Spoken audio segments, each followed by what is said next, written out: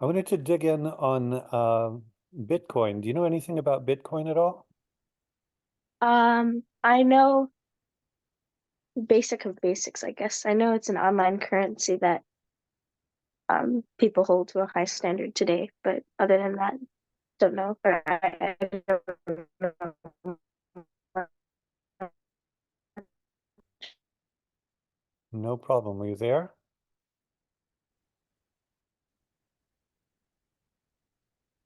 Yes, are you? Can you Yeah, hear me?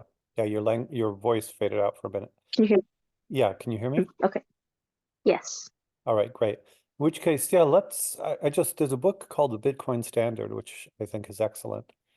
So let's just read the first two paragraphs and we won't figure everything out, but do you want to read the paragraph in the chat or shall I? I can. Go for it. Bitcoin is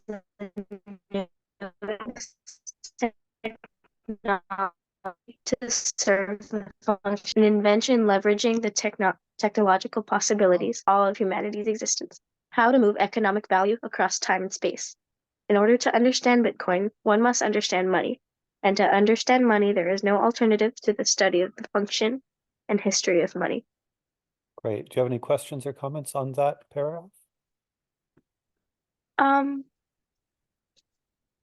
Not really. So I wonder what they mean by um, an invention leveraging the technological possibilities of the digital age to solve a problem that has persisted for all of humanity's existence. How to move economic value across time and space.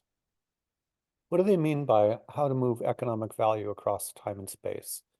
Why is that a problem, long-term problem?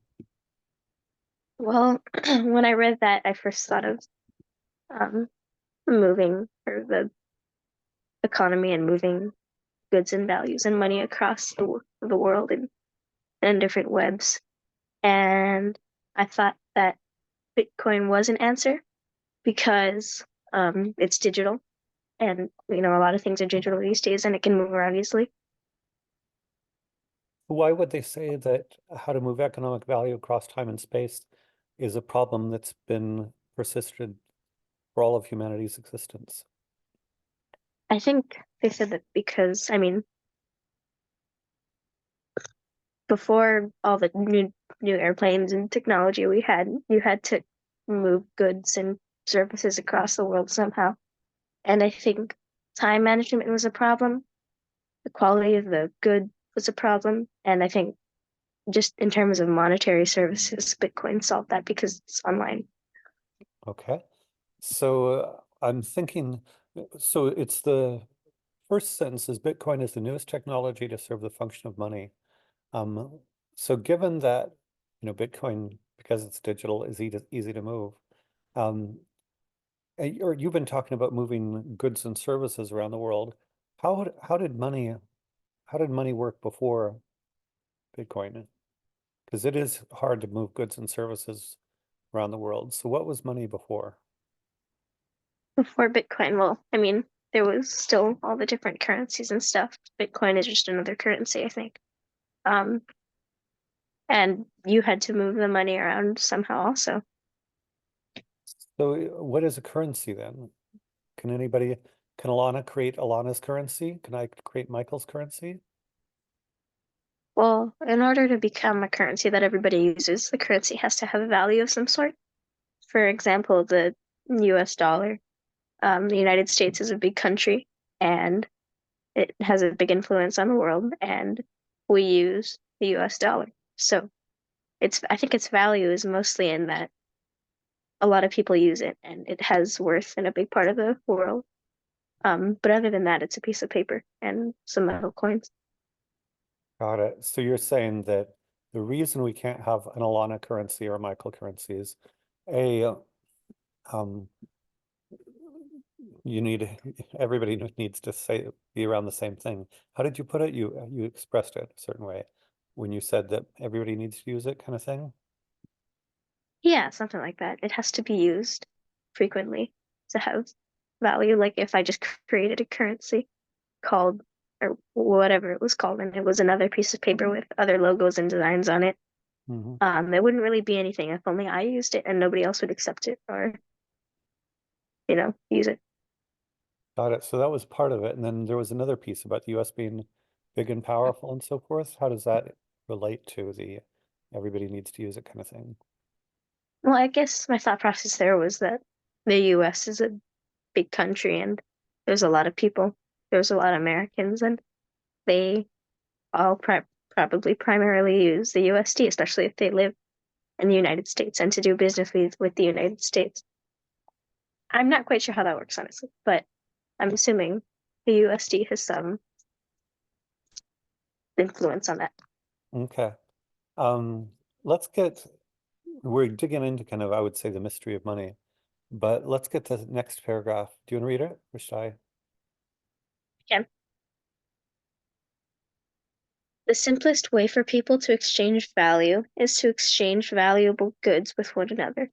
This process of direct exchanges is referred to as barter, but is only practical in small circles with only a few goods and services produced. In a hypothetical economy of a dozen people isolated from the world, there is not much scope for specialization in trade, and it would be possible for individuals to engage in the production of the most basic essentials of survival and exchange them among themselves directly.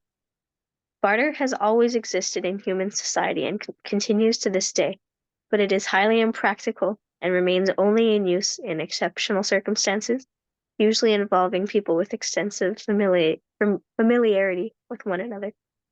Had you heard of barter before? I have.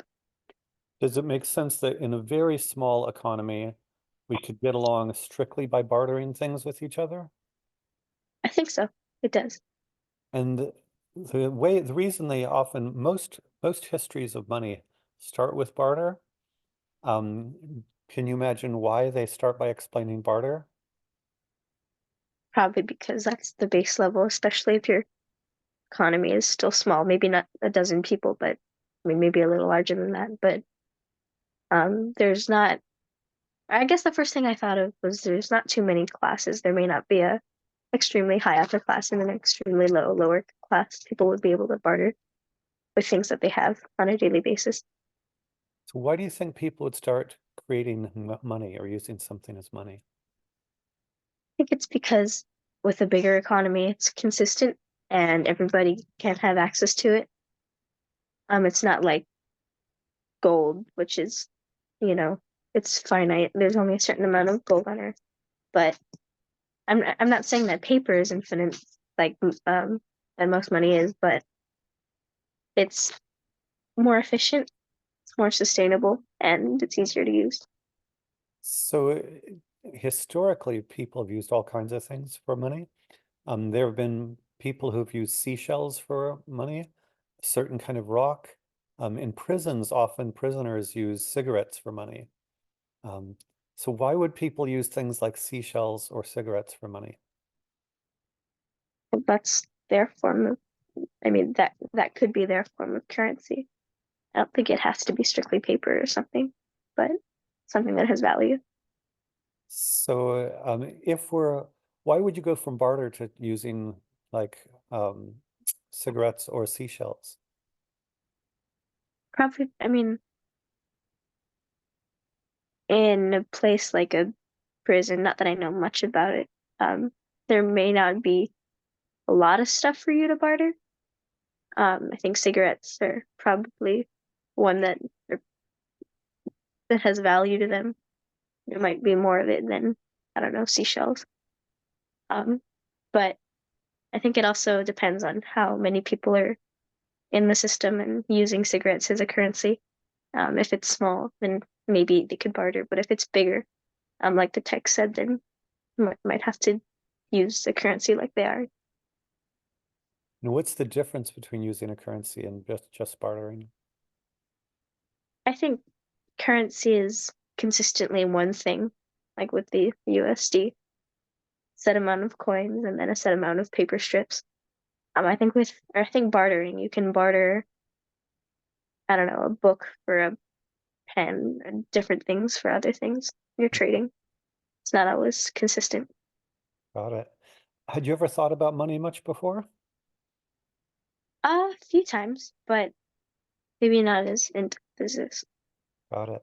Well, I know that you have a contest today, and so we're not going to figure out all about money just today. So I'm going to let you go and have a fantastic time on the contest, and we'll pick up the theme of money in the future, okay? All right, thank All you. right, you're welcome. Bye-bye.